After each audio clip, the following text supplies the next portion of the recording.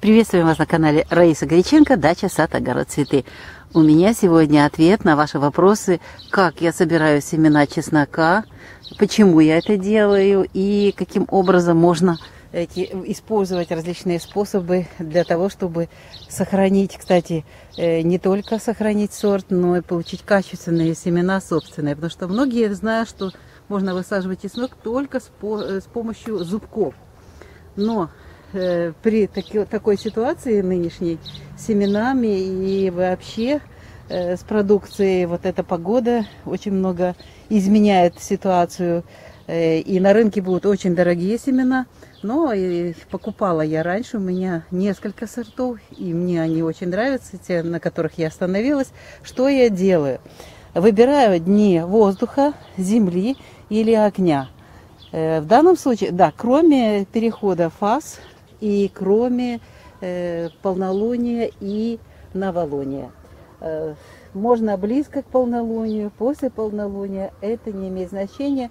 Даже лучше на растущей луне для того, чтобы именно семена набрали сил. Ну вот сейчас хочу и иметь чеснок, и иметь хорошие семена. Что я для этого делаю? Из-за погодных условий раньше я прямо на грядке у данного сорта собирала их и тут же высаживала. Теперь я подписала горшочки по сортам. Вот они у меня здесь, подписи. И в данном случае я сейчас хочу показать заранее, чтобы вы могли подготовиться. Это у меня будет любаша. Беру просто обычная должна быть земля. Обычная огородная, где растет чеснок. И наполняю горшочек. Влажная должна быть земля. Она не должна течь. И не поливайте эту землю. Ну, дожди сейчас идут, у нас проблемы нет. И не уплотняю эту землю, просто засыпаю. Сорняки убираем, просто засыпаю. Все, теперь будет легко сюда своеобразные череночки укоренять. Далее идем на грядку. Я очень люблю вот этот чеснок любаша, который у меня и есть из однозубок.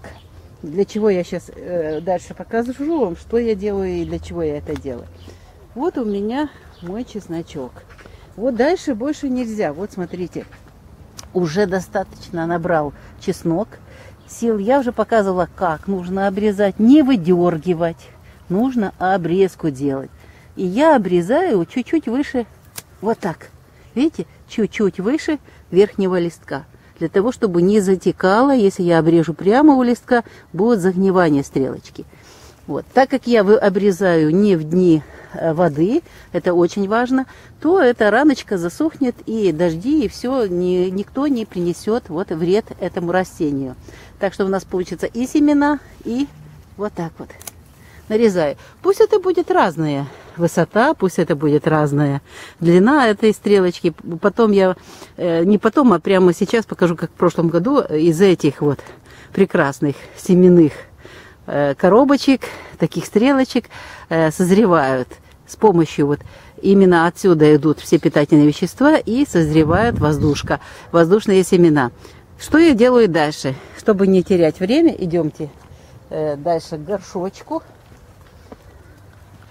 Вот это я набрала. Где у меня любаша? Вот она, любаша здесь. Да, любаша. Нет, это Мюнхгаузен. Вот набирала зора. 2 зора у меня получилось. Вот это я поменяю. Вот у меня любаша. Смотрите, что я делаю дальше. Вот. Сюда, где-то вот на такую часть я поглощаю землю. Вот вы как цветочек делаете. Высаживаете как цветочек. И когда полностью все стрелки будут здесь находиться, я просто-напросто здесь прижму руками. Сейчас я покажу, как я это буду делать. Вот. И мы сейчас с вами пойдем посмотрим, что мы из семян получаем. И когда вы вот это разложите, эти стрелочки, это будет букетик такой красивый. Вот прижали, еще можно чуть-чуть подсыпать земельки. Я это буду делать завтра, делаю заранее для того, чтобы подготовились и по вашей просьбе делать все заранее, не в день, когда. Сегодня у нас переход Луны из первой во вторую фазу. Это делать нельзя. Но это у меня экспериментально, я хочу посмотреть, что будет. Вот эти две стрелочки, у меня всегда экспериментов много. И вот таким образом забираем горшок. Почему я сейчас в горшок? Потому что эти погодные условия, то ливень, то может смыть, то еще могут быть какие-то погодные аномалии, сильная жара в открытом грунте. Поэтому переносим где-то себе на столик или в сад, где у вас там место, где и солнышко будет, и не будет сильно жарко. Пару часов должно быть разная погода, и они будут себе жить, развиваться. Отсюда будут поступать питательные вещества. Из земли еще стрелка возьмет себе то, что ей нужно, и получится семена.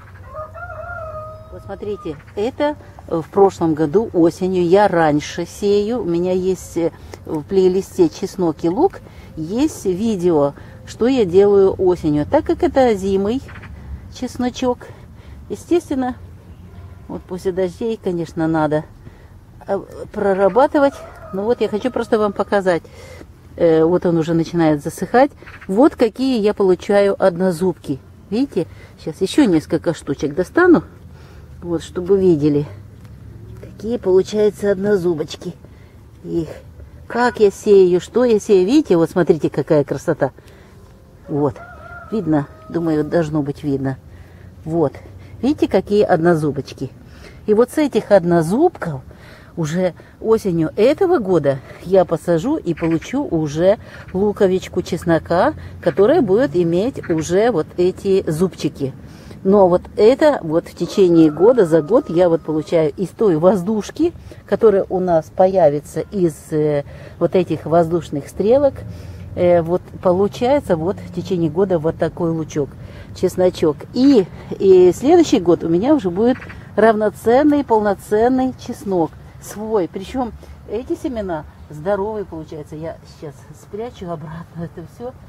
Покрупнее будет уже крупный лук. Кстати, из мелкого, вот из мелкой однозубки на следующий год получается одна большая однозубка чаще всего.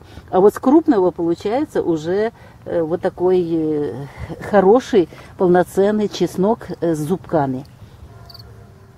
Через 3 недели, наибольшее через месяц, вот эти стрелочки будут наполнены вот этими маленькими воздушными семенами.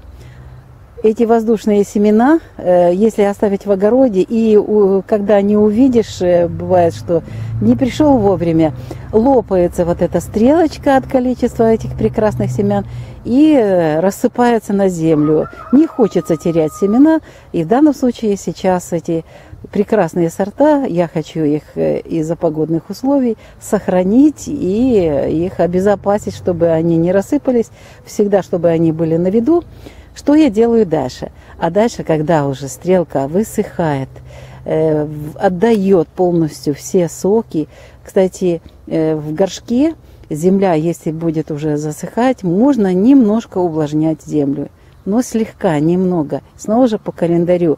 Ни в коем случае в дни, так называемые дни гнилые, когда растение занято дыханием, мы это не делаем. По чуть-чуть увлажняем землю. И вот когда уже видим, что желтеет вот эта стрелочка и начинает лопаться вот эта прекрасная стрелка с семенами, прекращаем полив и уже готовим место для сбора семян.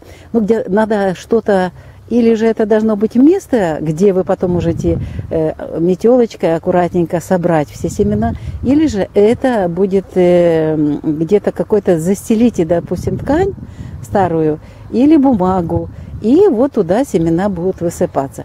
Почему нужно в каждом горшке и отдельно это делать? Потому что они рассыпаются и могут смешаться. Мы хотим получить чисто сорт один, другой, третий, чтобы они нам дали вот этот прекрасные семена, и мы не перепутали. Вот я поэтому отдельно каждый в горшочек, в каждые семена, каждые стрелочки вот по сортам вот это делаю. Далее, Что я делаю далее? Хотят сразу же, просят наши зрители, покажи, что ты делаешь дальше. А дальше я на месяц раньше, но снова же в благоприятные дни, высеваю вот эти зубочки в открытый грунт, для того, чтобы получить вот эту однозубочку. Как я это делаю? Ну, во-первых, и глубина совсем другая. Глубина где-то 2 сантиметра, не более. Засыпаю, земелька должна быть мягенькая.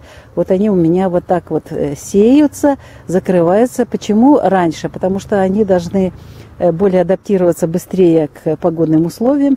Будем наблюдать в этом году за погодой, как она, что тебе покажет. Она будет по-другому вести себя. Поэтому каждый год мы этот вопрос строго соблюдаем, изучаем и под погоду уже подстраиваемся.